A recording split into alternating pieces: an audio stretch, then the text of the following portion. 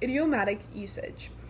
UK versus the US. Hey, my name is Nina and I'm your speaking coach, and welcome to Free English Tutoring. Make sure to join our Discord before we start, where you can get one-on-one free coaching tutoring. Okay, so today we'll learn how to understand key differences in everyday English with idioms and expressions. Before we actually get into our lessons, what are idioms and expressions? Idioms, these are phrases whose meanings cannot be understood by translating the individual words literally. So, for an example to this definition is, it's raining cats and dogs. This is a common used American phrase. So, when you are a native speaker, you may not know what this means.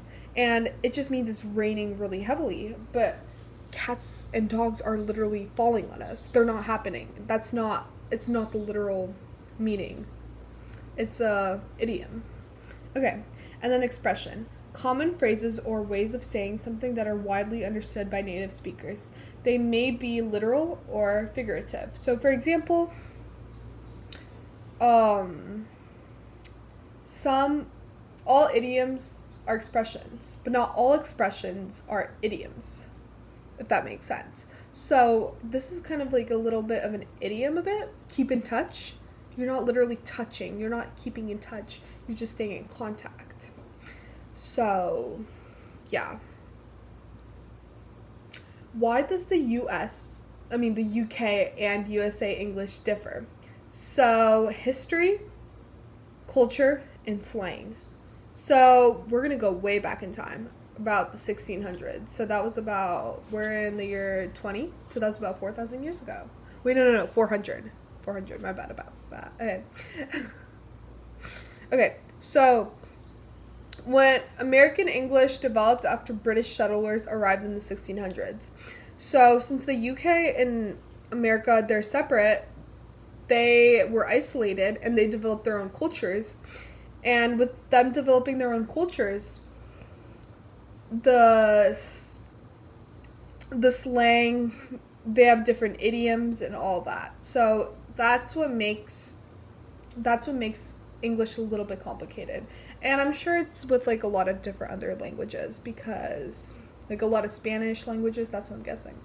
Okay. Like here, godsmacked in the UK means shock. Binge watch means watch many episodes in a row. So these are like slangish trends. Okay, key point. You guys can read all of this, but I'm not really going to go through this. Key point. UK and English are the same language, but have different histories, cultural influences, and slang, leading to distinct idiomatic usage. So, yeah. It's important to know the history to know why the UK and the USA English are different. So our objective is to gain an understanding on the most common expressions. So this will be what the next slide will be about. Vocabulary differences. So we're going to learn about common phrases and common UK phrases.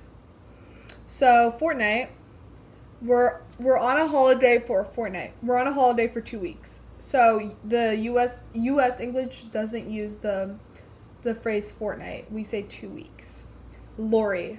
The lorry delivers the goods. I'm just speaking British, but the lorry means truck in the US English. So the truck delivered the goods. Oh, by the way, I meant delivered. UK English, biscuit. US English, cookie. I have a biscuit. Have a biscuit in your tea. Have a cookie in your tea. So a biscuit in the UK English means a cookie in the American English. Okay. So UK English.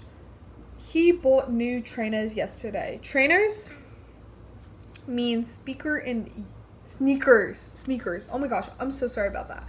Sneakers in the US English. He bought new sneakers yesterday. And here's some more expressions. So back here I went over all of the most common words, vocabulary differences, and now I'll be going over common expressions. To shoot the breeze, chat casually, ballpark figure, rough estimate.